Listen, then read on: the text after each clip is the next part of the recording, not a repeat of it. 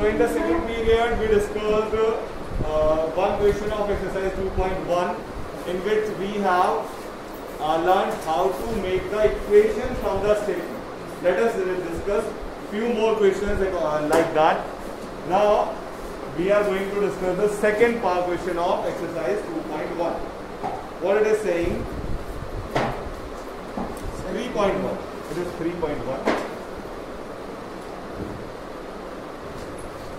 The question like 2 are easy. What is saying? The coach of a cricket team buys 3 bats and 6 balls for 3,900.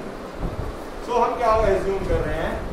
Let the cost of bat be X and ball be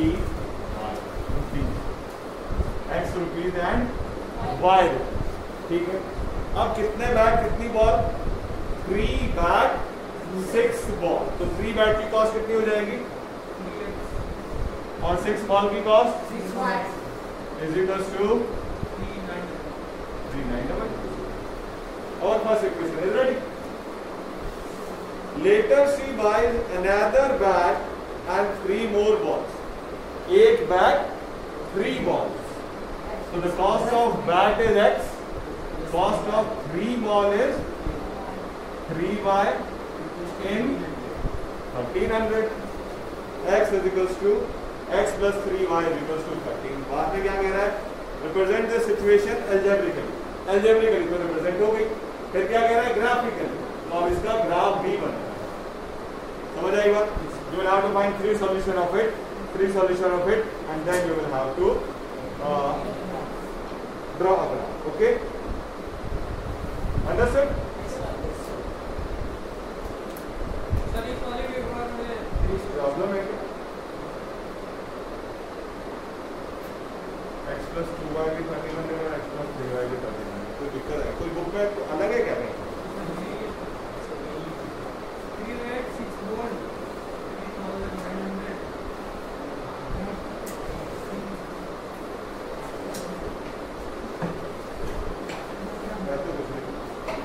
कुछ ना कुछ contradiction आएगा।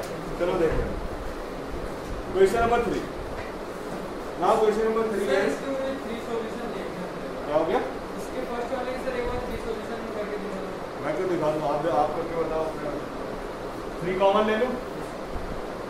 x plus 2y equals to 1300 और यहाँ देखो x plus 3y equals to 1300। ये इसीलिए कह रहा था कि कहीं ना कहीं कुछ दिक्कत है। अब x is equals to 1300 minus 2y। अब y की वैल्यू हमें थोड़ा बड़ा माननी पड़ेगी। 1 2 नहीं मान के काम चलेगा। लेट अस से y is equals to 100। If y is equals to 100, तो x is equals to 1300 minus 200 1100। If y is equals to 200, तो x is equals to 1300 minus 400 is equals to 900। This way we will find it। इस तरह से चलेगा। ठीक है ना? 1 2 मान के नहीं काम चलेगा इससे। You will have to take big values of x and y। x और y की थोड़ी बड़ी वैल्यू। समझ आ गई बात? Let us see the next question. In the next question, what he is asking?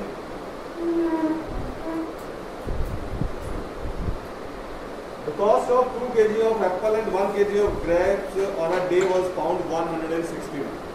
फिर से वही क्वेश्चन हो गया।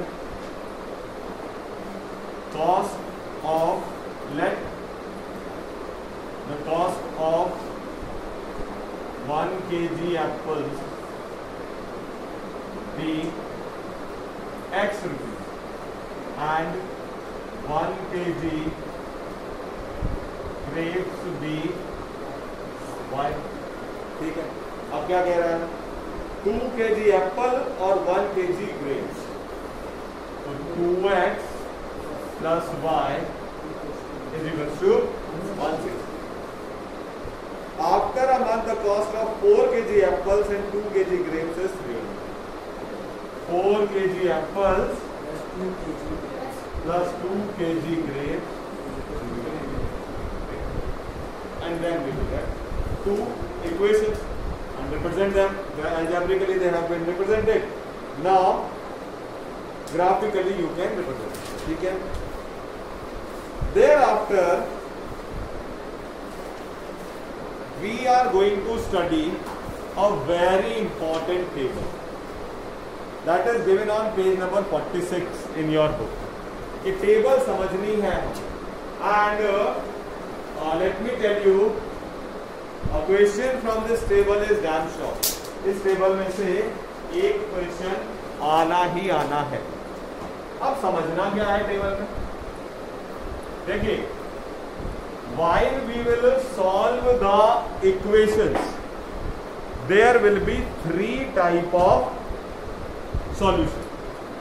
One is only one solution, another is infinitely many solutions, and the third one is no solution. Okay, got the point or not? And how we will decide it? We will decide it by the ratio of coefficient. Coefficient के ratio से ये calculate. आइए देखते हैं कौन से coefficient. a1x plus b1y plus c1 is equals to 0 और a2x plus b2y plus c2 is equals to 0. These are the two linear equations which we are going to get. अब क्या करेंगे? We will calculate a1 by a2. We will calculate b1 by b2 and we will calculate c1 by c2. ये a1 by a2, b1 by b2, c1 by c2 हम calculate करेंगे. ठीक है. जब ये कैलकुलेट हो जाएंगे तब हम देखना शुरू करेंगे. पहली चीज is a1 upon a2 equal to b1 upon b2 और नॉट. क्या ये दोनों इक्वल है? अगर नहीं, अगर ये इक्वल नहीं है तो इसका होगा यूनिक सॉल्यूशन. यूनिक सॉल्यूशन मतलब वन सॉल्यूशन. यूनिक सॉल्यूशन मतलब one solution, only one solution. अगर a1 upon a2 is not equal to b1 upon b2, only one solution. ये तो हुआ एल्जेब्रिकली. और ग्राफिकली क्या होगा? दो, इसका एक ग्राफ बनेगा, इसका एक ग्राफ बनेगा, तो ये दोनों ग्राफ एक दूसरे को कट करेंगे. इंटरसेक्टिंग ग्राफ बनेगा. कैसा ग्राफ बनेगा? इंटरसेक्टिंग. दो चीजें हैं. You will have to learn their solution and you will have to learn their graph. Intersecting graph. Intersecting graph. और एक और चीज, इसको कहते हैं कैसा सिस्टम. तो this system is called dependent. एक दूसरे पर ही डिपेंडेंट हो गए, तो डिपेंडेंट सिस्टम है. So I was telling you, if a1 upon a2 not equals to b1 upon b2, it will have a unique solution, and unique solution means one solution. The graph will be intersecting. The system is called dependent.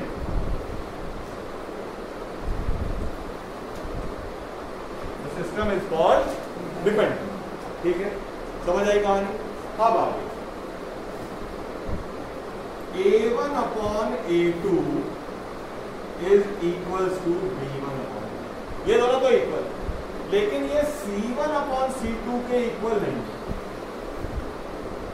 a1 upon a2 is equals to b1 upon b2, but they are not equals to c1 upon c2. तब क्या होगा? No solution.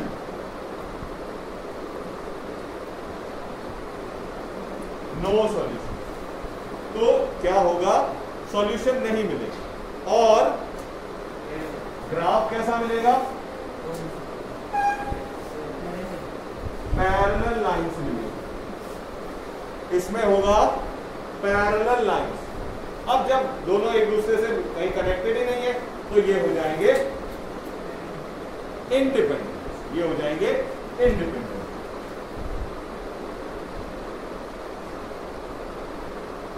अब तीसरा कि अगर ये सब equal हैं, a1 upon a2, b1 upon b2 के भी इक्वल और c1 अपॉन c2 के भी, तो फिर क्या होगा? Infinite solution.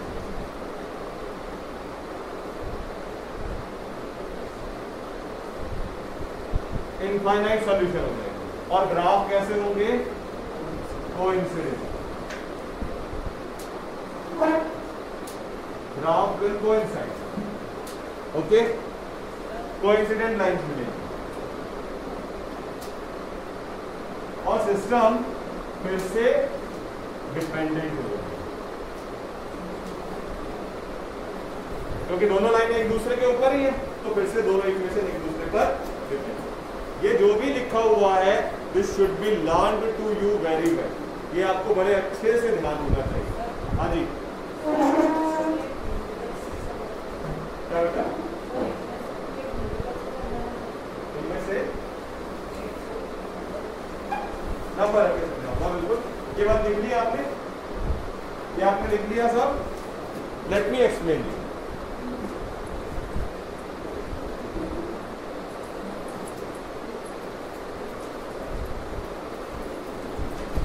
पहली condition 2x plus 3y plus 5 is equals to 0, 3x plus 2y plus 10 is equals to। तो ये है A1, ये B1, ये C1, ये A2, ये B2, ये C2। तो A1 अपॉन A2 कितना हो गया? 2/3 और B1 अपॉन B2 कितना हुआ? 3/2। Are they equal? पहली वाली कंडीशन है A1 upon A2 is not equal to B1 upon B2। It means unique solution, one solution.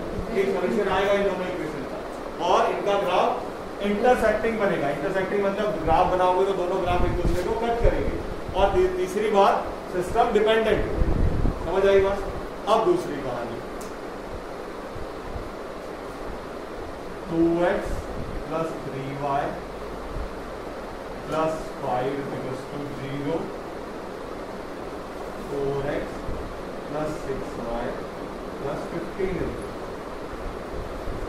तो what you get from here? A1 upon A2 की value 2/4, B1 upon B2 3/6 और C1 upon C2 5/15। तीनों अलग अलग लग रहे हैं? नहीं, तीनों अलग अलग दिख रहे हैं, है नहीं। This is 1/2। इसको लोएस्ट फॉर्म में करूंगा तो 1/2, इसको कन्वर्ट करूंगा ये भी 1/2, तो ये दोनों तो इक्वल होगा और ये इक्वल नहीं आए। तो A1 upon A2 B1 upon B2 के तो इक्वल है, लेकिन C1 अपॉन C2 के इक्वल नहीं है। No solution. और ग्राफ कैसे बनेंगे? पैरेलल। दो लाइनें बनेंगी ऐसे पैरेलल और सिस्टम होगा इंडिपेंडेंट। सिस्टम होगा इंडिपेंडेंट। अब तीसरी कहानी क्या है?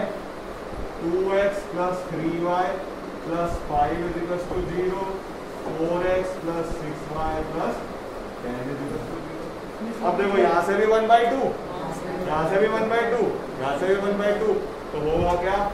2/4 is equals to 3/6 is equals to 5/10।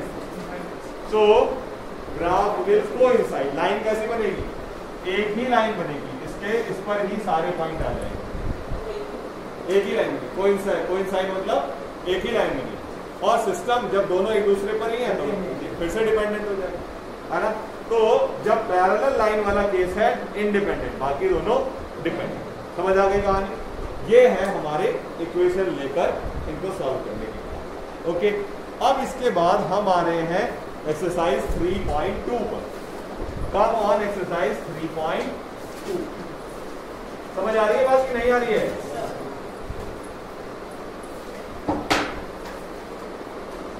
In 3.2, form the pair of linear equation in the following problem and find their solution graphically।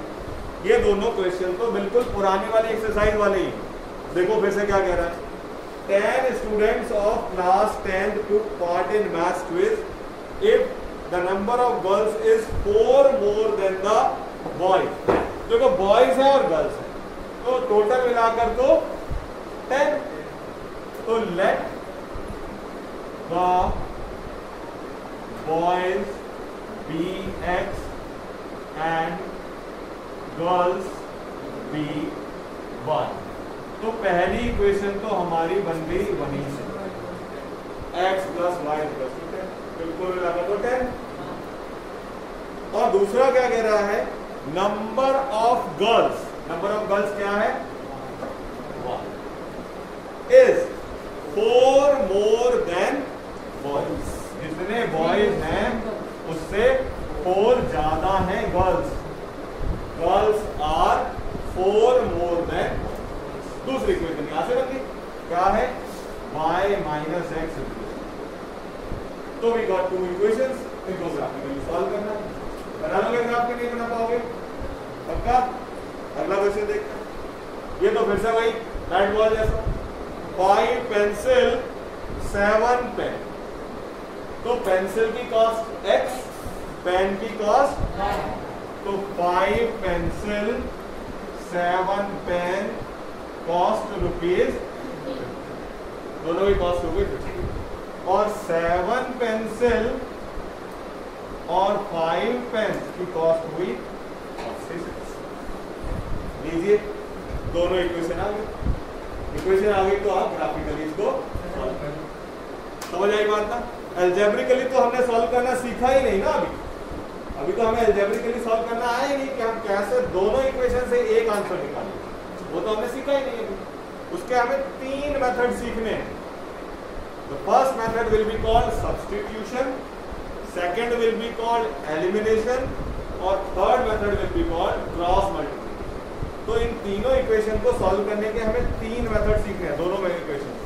अभी तो आप ग्राफिकली सॉल्व करें और हम इनका रिलेशन देखें। इस एक्सरसाइज में नहीं सॉल्व करना है, अगली एक्सरसाइज से सॉल्व करना सीखेंगे।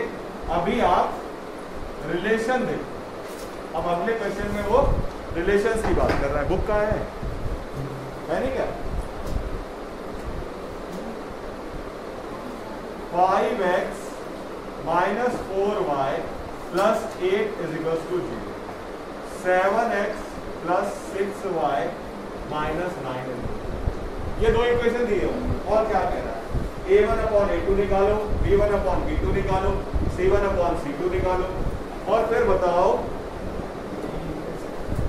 कि जो लाइनें हैं वो इंटरसेक्टिंग होंगी, पैरेलल होंगी या कोइंसिडेंट। इंटरसेक्टिंग के लिए a1 upon a2 should not be equals to b1 upon a2। ये किसकी कहानी, इंटरसेक्टिंग। फिर a1 upon a2 b1 upon b2 के तो इक्वल, लेकिन c1 अपॉन c2 के इक्वल नहीं। ये कहानी कोइंसिडेंट। हाँ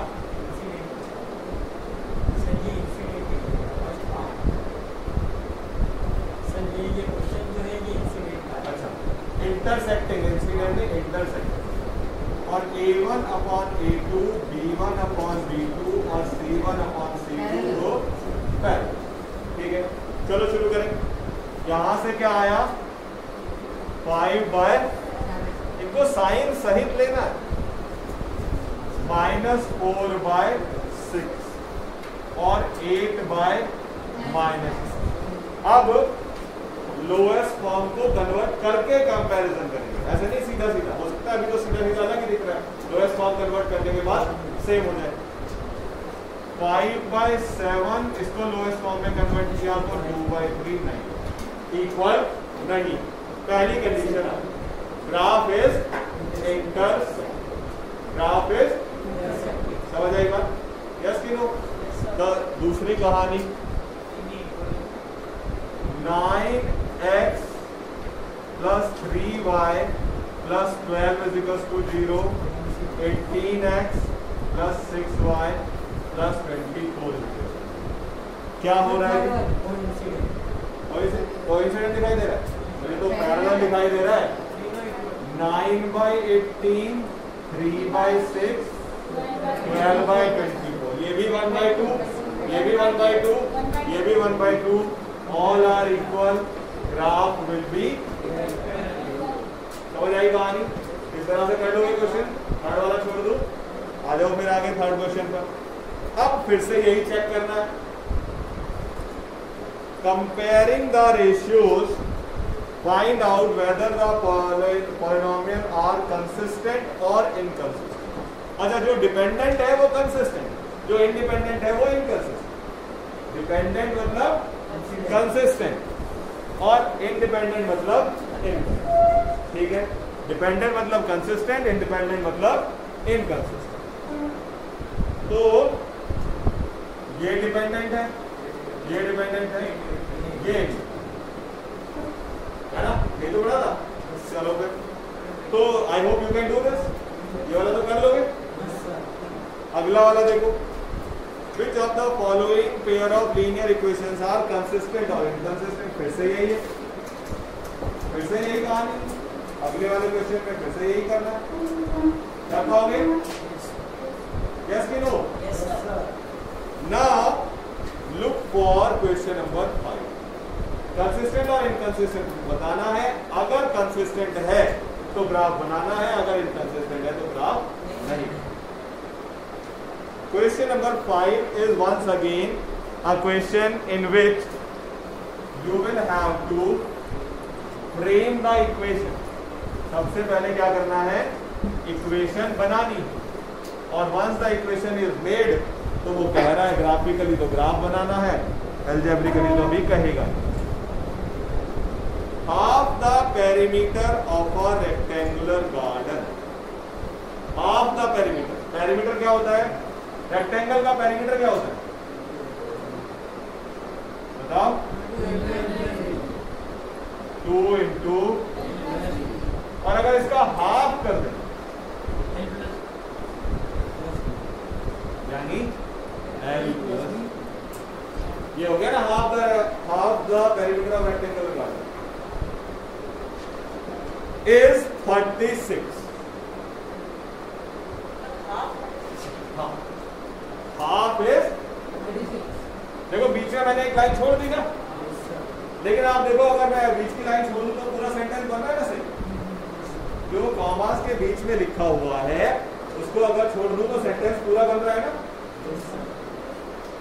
half the perimeter of a rectangular garden is 36 metre. तो ये यही है, बीच में तो कुछ और दूसरी स्टोरी दी। Half the perimeter of a rectangular garden is 36 metre, और बीच में क्या है? whose length is 4 more than breadth। बाद में बात दूसरी equation, whose length is 4 more than, whose length is 4 more than breadth। तो यहां से दूसरी इक्वेशन मिल जाएगी। यहां से इक्वेशन क्या आ जाएगी? L minus B. एक इक्वेशन ये रही, दूसरी ये रही, बन गया काम। ओके, क्या कह रहा है?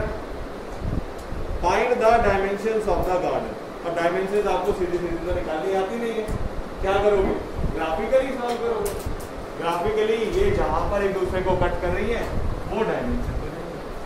मान लो ये कट कर रही है 1 3 पर, तो लेंथ 1 ब्रेड्थ 3। समझ आ गई बात? यस कि no? Question number 6, given that the equation 2x plus 3y minus 8, एक इक्वेशन उसने दी हुई और दूसरी कह रहा है आप खुद बनाओ।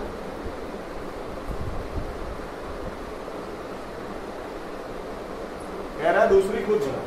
कंडीशन क्या है? पहली बार में इंटरसेक्टिंग लाइंस होनी चाहिए। तो इंटरसेक्टिंग होने के लिए क्या होना चाहिए? A1 upon A2 should not be equals to B1 upon B2। तो जो इसका रेशियो है वो इसके रेशियो के इक्वल नहीं आना चाहिए। नहीं आना चाहिए तो बहुत आसान है,